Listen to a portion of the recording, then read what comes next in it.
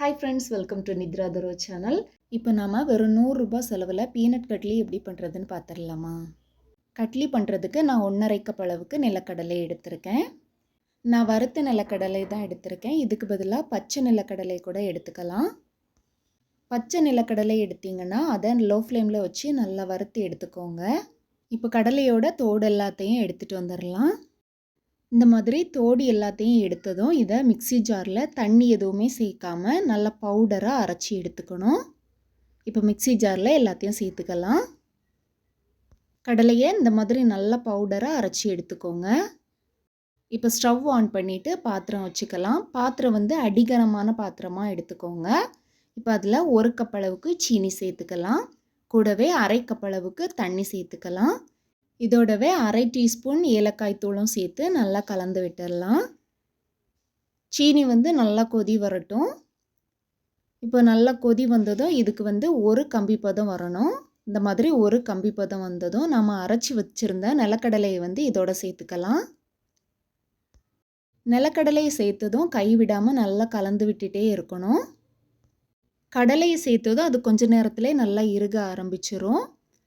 இதை நம்ம கைவிடாமல் நல்லா கலந்து விட்டுட்டே இருந்தால் தான் கட்டி எதுவுமே இல்லாமல் அடி பிடிக்காமல் கடலை வந்து சூப்பராக வெந்து வரும்.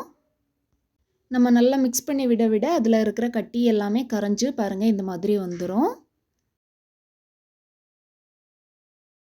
இப்போ இதோட நாம் 1 டேபிள் ஸ்பூன் நெய் சேர்த்துக்கலாம். சேர்த்துட்டு மறுபடியும் கைவிடாமல் நல்லா கலந்து விட்டுட்டே இருங்க. கொஞ்ச நேரத்துலேயே டக்குன்னு இறுகி வந்துடும். பாருங்கள் நல்லாவே இறுகி வந்துடுச்சு. இப்போ நம்ம ஸ்டவ்வை ஆஃப் பண்ணிடலாம். ஆப்பையிலேருந்து இதை தூக்கி விடும்போது அது கீழே விழாது. இந்த மாதிரி இருந்ததும் ஸ்டவ்வை ஆஃப் பண்ணிடுங்க. ஆஃப் பண்ணிவிட்டு மறுபடியும் அதே கடாயில் வச்சு ஒரு 2 நிமிஷத்துக்கு கலந்து விட்டுட்டே இருங்க. ஸ்டவ் ஆஃப் பண்ணிவிட்டு தான் இப்போ நாம் கலந்து விட்டுட்டே இருக்கோம். இதை கலந்து விடாமல் அப்படியே விட்டுட்டோன்னா அது நல்லா இறுகிரும். அதனால் கலந்து விட்டுட்டே இருங்க. இப்போ கொஞ்சமாக சூடாக ஆறுனதும் இந்த மாதிரி பிளாஸ்டிக் கவர் எடுத்து வச்சுக்கோங்க. அதில் நிலக்கடலையை வந்து கவர் மேலே எடுத்து வச்சுக்கலாம்.